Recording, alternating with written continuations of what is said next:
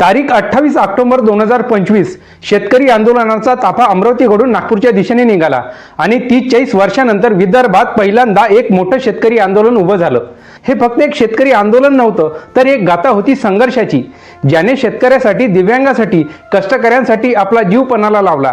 त्या नेत्याचं नाव म्हणजे माजी मंत्री बच्चू कडू। पण बच्चू कडू हे फक्त बोलणारे नाहीत, ते लढणारे नेते आहेत।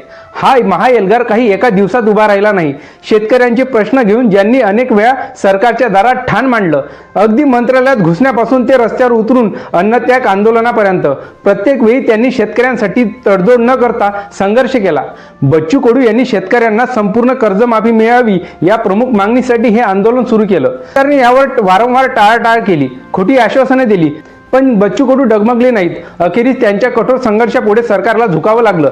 जे सरकार वर्षानुवर्षे शेतकऱ्यांना फक्त आश्वासनं देत होतं, त्यांना या आंदोलनामुळे तारीख द्यावी लागली। हा बच्चू कडूंच्या संघर्षाचा ऐतिहासिक विजय आहे। पहिल्यांदा शेतकरी एकत्र आला, एकजुटीने लढला, शेतकऱ्यांची ताकद सरकारला दाखवली, कुणीतरी शेतकऱ्याच्या हितासाठी पुढे आला, हेच या आंदोलनाचं यश होतं।